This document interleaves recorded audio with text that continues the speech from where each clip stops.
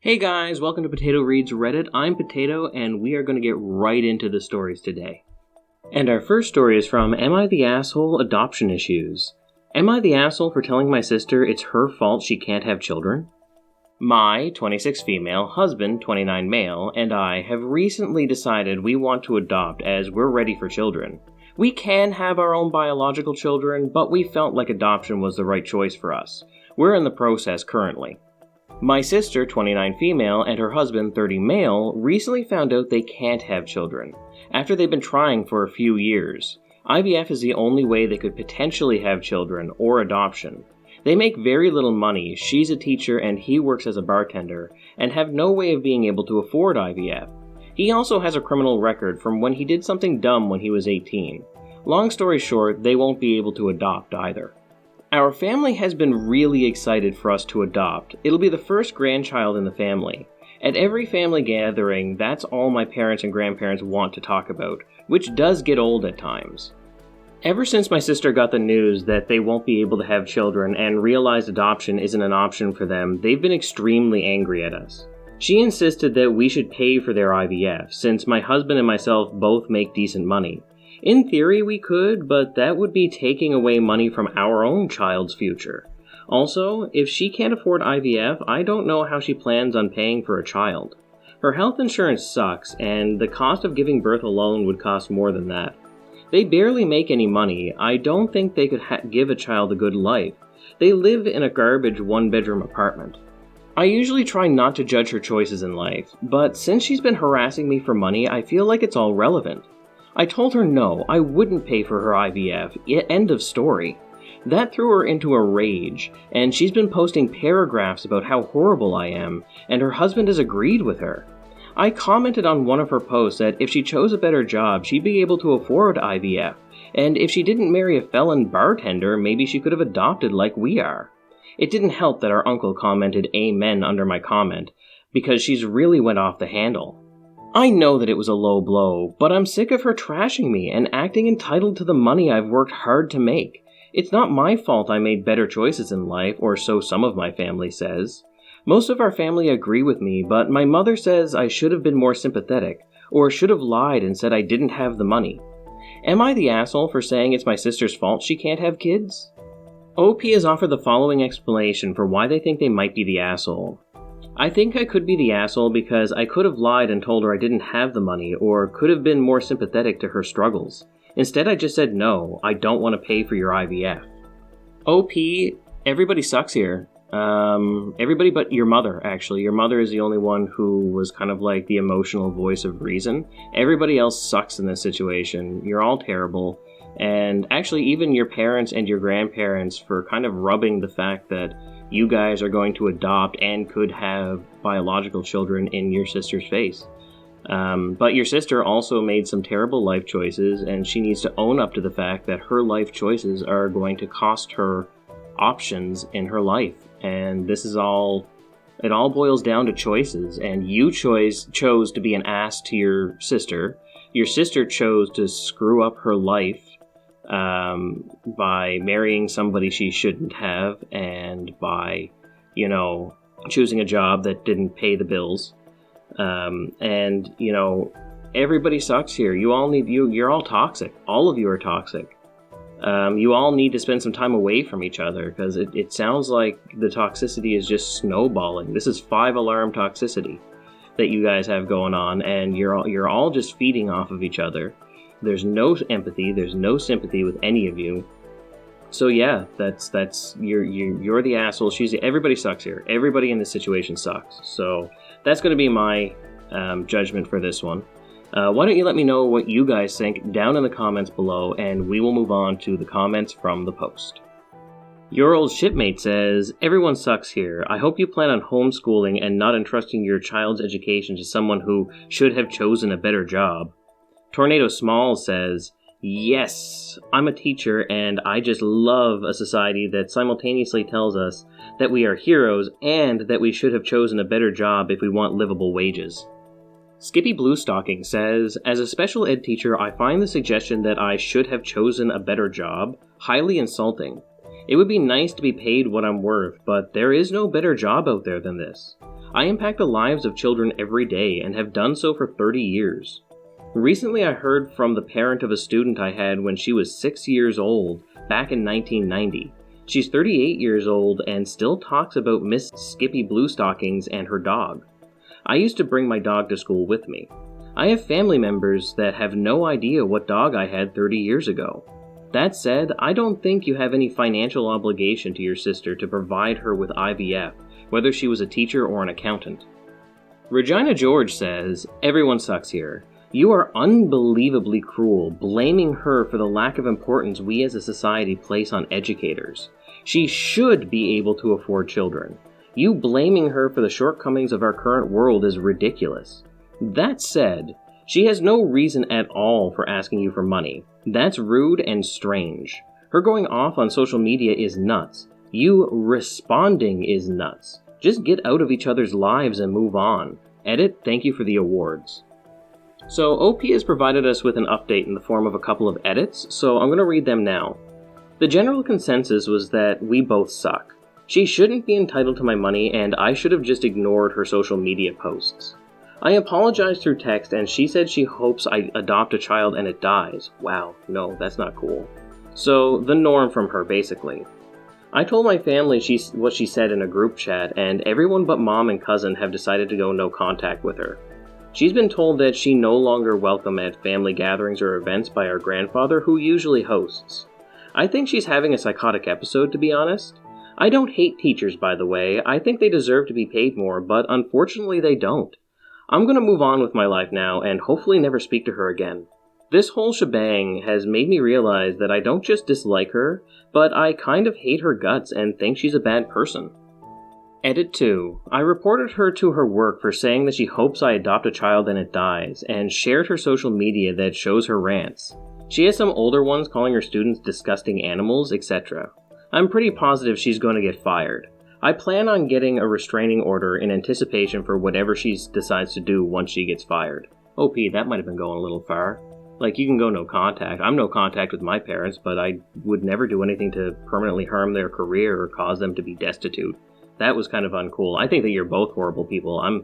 Your edits make me even more sure that everyone sucks here. Your sister is a terrible teacher and a terrible person, and you're a terrible person. So yeah, everybody sucks here, and I'd love to hear what all of you guys have to think of this down in the comments below, and I'm going to move on to the next story. And this story was posted by Stuck Between Two Rocks. Would I be the asshole if I chose to stay home with my husband rather than go to my daughter's wedding? My daughter, 28 female, is marrying a woman, 28 female, and my husband and I have been trying to be as involved as we can be without violating our conscience or who we are and what we believe. Ever since our daughter opened up to us about her relationship, we've been staying open-minded, praying, communicating with her about it, asking questions, researching, welcoming the girlfriend into our home, and getting to know her, attending online therapy with an LGBT counselor that our daughter paid for, and just overall trying to be a loving presence in our daughter's life. It's a process, and my husband and I have come a long way from where we were, but sometimes we still come across these, what our therapist calls, blocks of resistance, that hold us back from supporting our daughter in the way she may want us to in that moment. And what we really appreciate about this counselor is that she takes our situation into account as well and is willing to speak up for my husband and I.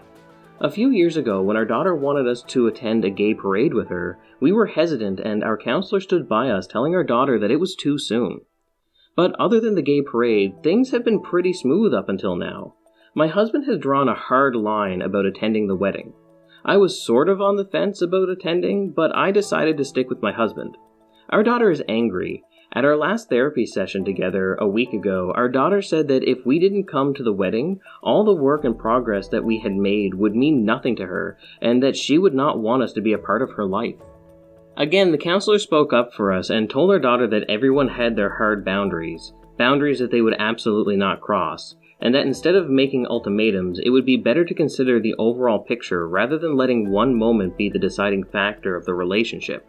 I'm paraphrasing, she said it much better, but I think I got the main point. The counselor talked to me privately afterwards and told me how her parents hadn't come to her wedding, and they eventually made up 30 years down the line, but that was 30 years of memories that they had both missed out on. Yet, when she talked to her parents about it recently, they said that even as much as it had hurt them not to go, they would have made the same choice because it was just something that they strongly disapproved of. She ended by telling me that she wasn't going to tell me to go or not to go, but to really consider all the pros and cons.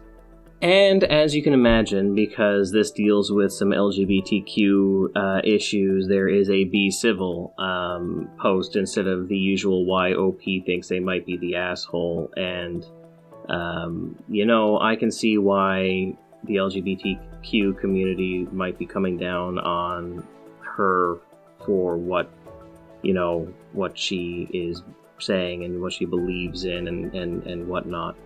I want to say, to those of you that want to go hardcore, angry, aggressive towards this person, this person is obviously a deeply religious individual, and they deserve credit for the effort that they have put in to try to broaden their horizons and change their mind. And the counselor is right, and OP is right.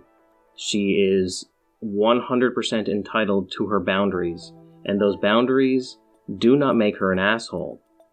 The question, and I don't think that this should be an Am I the Asshole? This should actually probably be in relationship advice, because a judgment isn't really going to help the situation.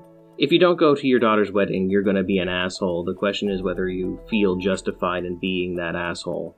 So if you want a judgment, yeah, you're the asshole. You are absolutely the asshole. And you're an asshole for being homophobic as well, so there's kind of layers to your assholedness. However, I want to give credit where credit is due. OP has obviously been trying. She's working with a counselor with her daughter, and the counselor is right. OP is entitled to her boundaries, but boundaries come with consequences as well. And OP's daughter is also entitled to her boundaries, and not going to her wedding is a boundary for OP's daughter with consequences. And, I think the real question is everybody in this situation ready to pay the consequences for their boundaries or for crossing boundaries? So, OP, I'm going to say you're the asshole, obviously. I mean, I think that you know that you're the asshole, and your husband is an enormous asshole for setting that hard boundary himself.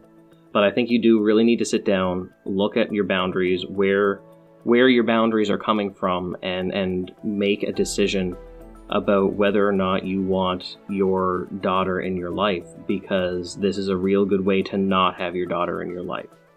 So, OP, you're the asshole. I'd like to hear what you guys have to say down in the comments below. This is a real hot button topic. This is a 5-alarm topic, so I want to hear what you guys have to say down in the comments below, and we will move on to the comments from the post. Unexpected Cat Banker says, "You're the asshole. This is simple, textbook homophobia. There are no mitigating factors or circumstances. You and your husband have been given a choice between supporting your daughter or embracing bigotry, and you've decided that your bigotry is more important. This makes you an asshole."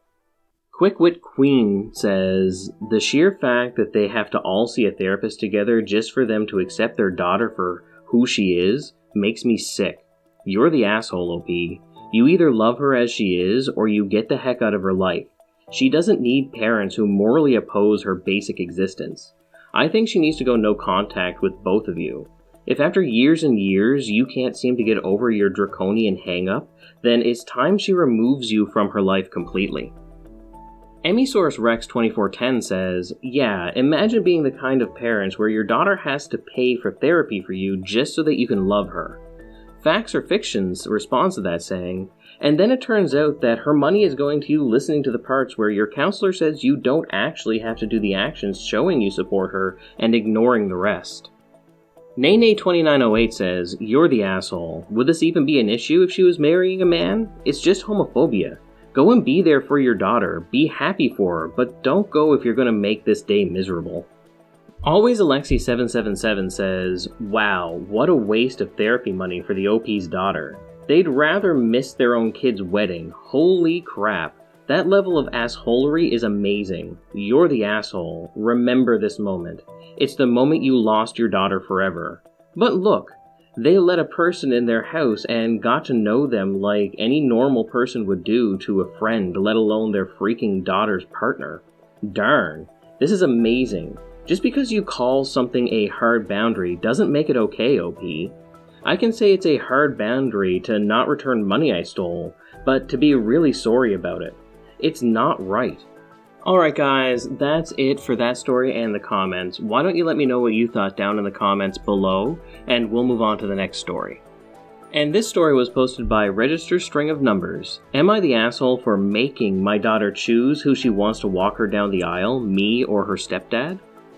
I have a 22-year-old daughter, Chloe. Her mom and I were never married because of circumstances that I couldn't be in her life for long.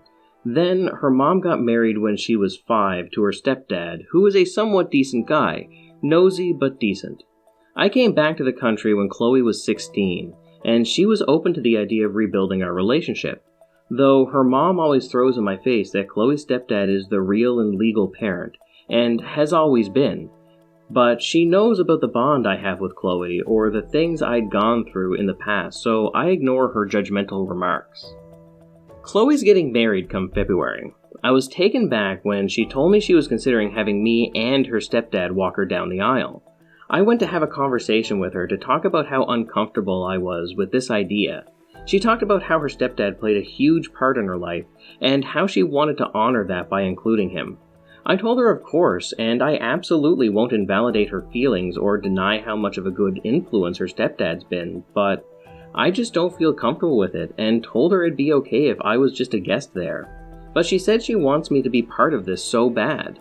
I said it's either me or her stepdad because there's no way I'm doing this with him. She thought that was petty, but it wasn't. She got upset, saying it wasn't okay for me to put her in this position and make her choose and force her hand, but really? Ultimately, the choice is hers, so how am I forcing her hand?